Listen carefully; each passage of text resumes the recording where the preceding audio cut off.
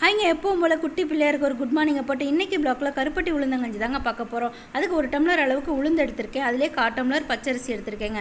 ரெண்டையும் கழுவிட்டு ஒரு மணி நேரம் ஊற வச்சு வச்சுக்கலாங்க. நம்ம பச்சரிசி போட்டால் தான் வளவளப்பு தன்மை இல்லாமல் இருக்கும். அதுக்கப்புறமா இந்த மாதிரி நைஸாக மிக்ஸி ஜாரில் போட்டு அரைச்சிக்கணுங்க. தண்ணி ஊற்றியே அரைக்கலாம், கெட்டியாக அரைக்கணும்னு அவசியம் இல்லை. அதுக்கப்புறம் பாத்திரத்தில் மாற்றிட்டு இது மாதிரி தண்ணி ஊற்றி கெட்டி இல்லாமல் நல்லா கரைச்சி எடுத்துக்கணுங்க. கரைச்சி எடுத்தால் தான் நம்மளுக்கு அடுப்பில் வைக்கும்போது கெட்டிப்படாது. அதுக்கப்புறம் அடுப்பை சிம் பண்ணிவிட்டு வேகமாக வைக்கக்கூடாதுங்க. சிம் பண்ணிவிட்டு பாத்திரத்தை தூக்கி அடுப்பில் வச்சுட்டு கரண்டி விட்டு மெதுவாக இப்படியே கலரிக்கிட்டே இருக்கணுங்க. அப்போ தான் கட்டி விழுகாது. அப்புறம் கருப்பட்டி எடுத்து நல்லா நைஸாக தட்டிட்டு தேவையான அளவுக்கு மட்டும் தண்ணி ஊற்றி நல்லா கரைச்சி எடுத்துக்கணுங்க. அதுக்கப்புறமா இதை நல்லா கலரி விட்டுட்டே இருக்கணுங்க. வாரத்தில் ஒரு முறை இதை செஞ்சு சாப்பிடலாம், ரொம்பவே நல்லது. கருப்பட்டி நல்லா கரைஞ்சதுக்கப்புறமா அதை வடிகட்டி சேர்த்துக்கணுங்க. ஏன்னா மண் இதெல்லாம் இருக்கும். அதுக்கப்புறம் தேங்காய் பூ போட்டுக்கணுங்க. ஏலக்காய் போட்டு நம்ம நல்லா கலக்கி விட்டுட்டு ஒரு 5 நிமிஷம் விட்டு இறக்கணும்னா உளுந்தங்கஞ்சி ரெடிங்க. குழந்தைங்களுக்கு ரொம்ப